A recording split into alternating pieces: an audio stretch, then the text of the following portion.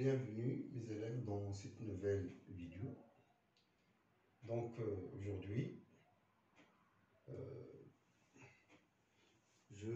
j'axais sur des démonstrations du Turin. Donc le premier Turin, soit A, B, C, D, des points tels que A différent de B et C différent de D. Alors une mesure de l'angle, si vous le mettez en trait, c'est bon, c'est pas grave.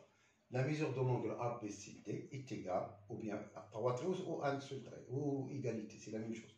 Égale à argument de ZD moins ZC sur ZB moins ZA. C'est une liaison entre les mesures des angles et les arguments. Donc je peux donc dire que la mesure de l'angle UV, la mesure de cet angle, avec bien sûr lorsque je parle d'angle UV, il est donc intéressant de se poser que U différent de 0 et également V différent de 0. Donc entre deux vecteurs doit davantage ne soit pas nul. Donc c'est l'argument de l'affixe de V, ça c'est l'extrémité, ça c'est l'origine. Donc V sur l'affixe de vecteur U, tout simplement, modulo de P. Donc voilà ce qu'on peut tirer de ça. C'est facile. Parce que je peux l'écrire comme étant un AB avec A est choisi, V avec c'est un vecteur, c'est D, E, F, etc. Et donc vous profitez de la relation donnée donc, par le Turin. Alors comment on va faire ce Turin? Donc j'ai le vecteur AB, l'angle ABCD, par la relation de Chasles.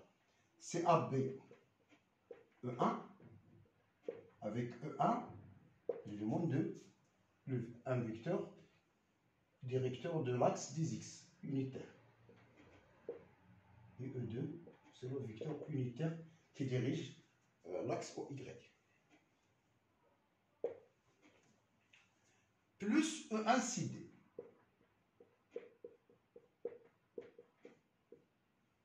Modulo de P. C'est une relation de Chasles. Relation de Chasles pour les mesures des vecteurs. Et ça, c'est les angles. Maintenant, j'ai AB.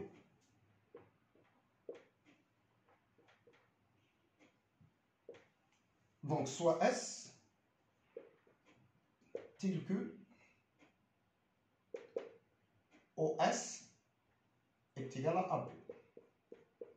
C'est possible. Je peux construire le vecteur AB, c'est ça. Je peux translater le vecteur AB pour avoir l'extrémité CO. Comment on construit un parallélogramme alors? C'est un parallélogramme construit à partir du vecteur AB. En considérant O, c'est un sommet. Donc OS, le vecteur OS est égal au vecteur AB et le vecteur BS est égal au vecteur A. Alors, la mesure de notre angle AB1 égale OS1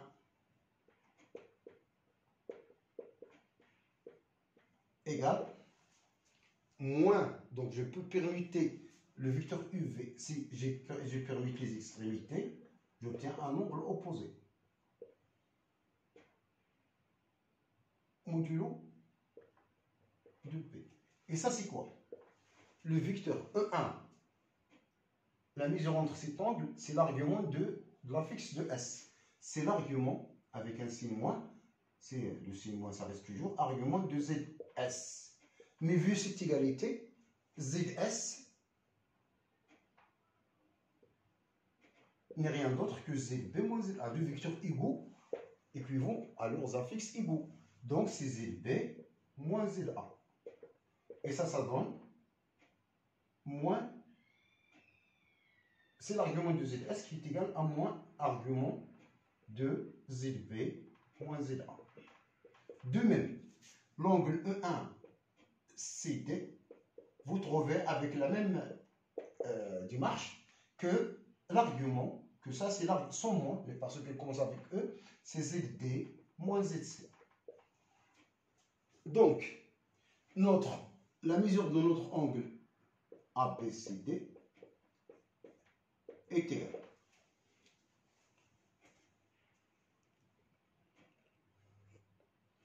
C'est d'après d'après cette relation, je vais évaluer ça. C'est l'argument, peut-être c'est moins l'argument de ZB moins ZC plus l'argument de ZD moins ZC. Et on connaît bien une relation sur les arguments. L'argument de Z moins l'argument de Z', c'est l'argument de quotient. Et donc là, c'est l'argument de le quotient ZD moins ZC sur ZB moins ZC modulo 2. Et donc, la preuve du théorème est terminée. Maintenant, je passe à notre théorème, la cocyclicité des points.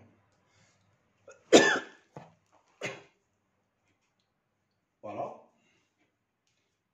On va passer à la cocyclicité du 4 points. Théorème. Soit A, B, C, D, 4 points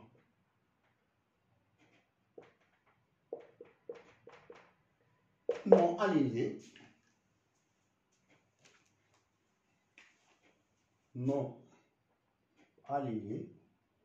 c'est-à-dire ils ne sont pas sur une ligne droite. Alors A, B, C et D sont cocycliques si et seulement si un produit qui est possible, par exemple ZA moins ZB sur ZA moins ZC. Donc il est donc intéressant de ne se poser que A différente de C. Fois, maintenant Z. Maintenant je parle de le point qui est absent ici, c'est D. Donc le D va se répéter, mais avec sa inverse, moins ZC, ZD, moins ZB, appartiennent à R. Donc voilà, pour que les points soient cocycliques, c'est seulement aussi cette relation. Donc on va démontrer ça par ce qu'on connaît, donc pour les angles inscrits dans un cercle. Donc on suppose, par exemple, que A, B, C sont non alignés.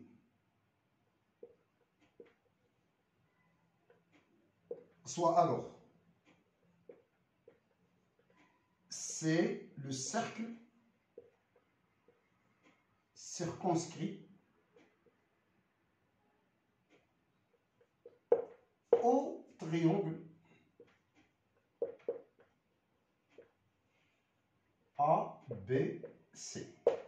Alors, on a A, B, C, D cocyclique, c'est-à-dire cocyclique pour 4 points, ça veut dire qu'ils appartiennent à un même cercle. C'est ça, c'est la signification de cocyclique. Si seulement si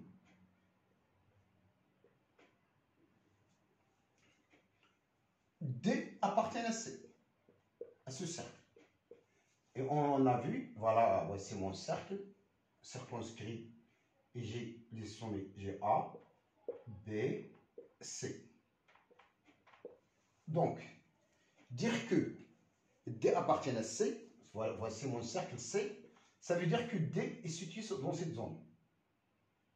Lorsque D est situé dans cette zone, la signification de A appartient à cet arc, D plutôt appartient à cet arc, ça signifie que l'angle AB AC, c'est tout à fait l'angle BDC, le même angle.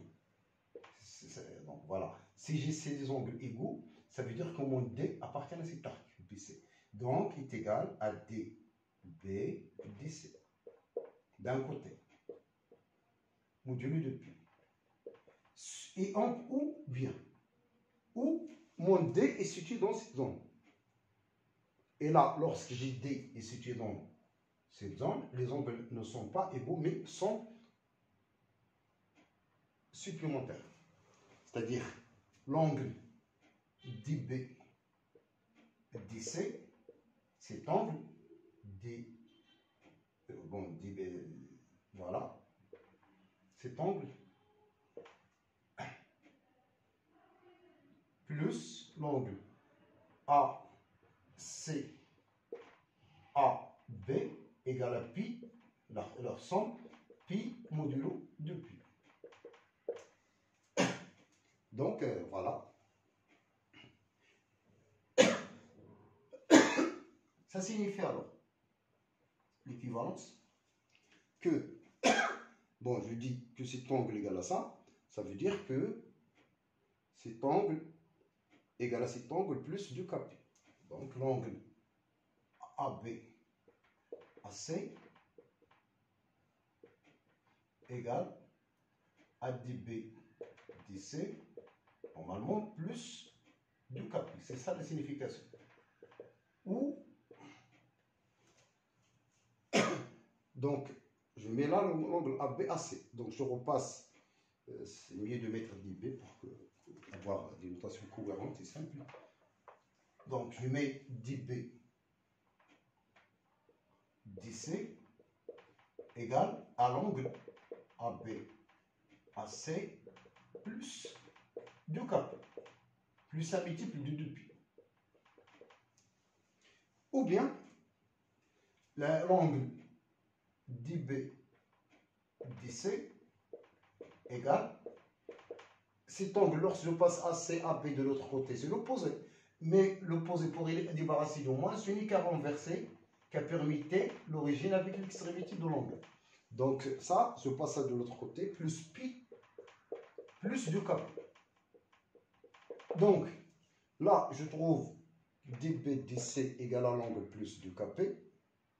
Là, je trouve dBdC égale à le même angle plus pi plus 2KP.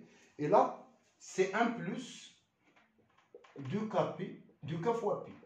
Là, c'est un nombre pair fois pi, ou bien un nombre impair fois pi. Donc, d'un seul coup, je peux dire qu'il s'agit bien. Donc, ça j'appelle étoile, pour ne pas y écrire. Donc, mon proposition étoile est équivalente. Je dis que le fait de dire que le même angle dBdC, soit ABAC plus du KP, ou bien plus du K plus 1P, c'est-à-dire soit un nombre pair fois pi, soit là un nombre impair fois pi. Donc, je peux dire que donc, est équivalent à il existe K appartient à Z, ou bien voilà, un certain H, tel que l'angle AB, DB, DC est égal à AB, AC, plus HP, tout simplement. H, que ce soit P ou 1. Donc, je regroupe parce que là, j'ai où? J'ai le choix. Et donc, il est équivalent, donc, lorsque j'ai ça, centième modulo pi, je passe maintenant l'angle. C'est quoi pour moi? Donc là, je peux débarrasser de ce H. Normalement, je peux éliminer H et mettre modulo pi. Donc, dB, dC est égal. Donc, voilà la suite de la démonstration. Égal à AB, AC, tout simplement modulo pi. Ça signifie donc, l'angle, je le connais bien au terme complexité, il se traite comme étant l'argument. Donc, argument de site ZC moins ZD sur ZB moins ZD moins argument de ZC moins ZA sur ZB moins ZA égale à 0 modulo pi. Un complexe, donc, ça c'est l'argument donc d'un quotient. C'est l'argument de ça divisé par ça. C'est-à-dire ZC moins ZD sur ZB moins ZD fois l'inverse de ça qui est ZB moins ZA sur ZC moins ZA égale à 0 modulo pi. Un complexe d'arguments nul modulo pi, ça veut dire qu'il appartient à IR. Donc ça revient donc à dire que ZC moins ZD sur ZB moins ZD fois ZB moins ZA sur ZC moins ZA appartient à R. Et ça, notre théorème. Donc là, le débit, c'est de caractériser l'appartenance à un cercle circonscrit au triangle ABC. Donc si j'ai un triangle ABC, pour qu'un quatrième point appartienne à ce cercle, donc soit il est situé sur cet arc qui contient A, l'arc interconnecté qui contient A, et donc à ce moment-là, la caractérisation, c'est que l'angle AC, c'est tout à fait l'angle, par exemple, si j'ai le point C, MB, MC. Sinon, le M se situe sur cette zone-là, donc l'angle M, par exemple, MB, MC, plus l'angle AC, AB, égale à pi modulo et de pi. Donc voilà, j'arrête à ce niveau et je vous remercie. À la prochaine, Inch'Allah.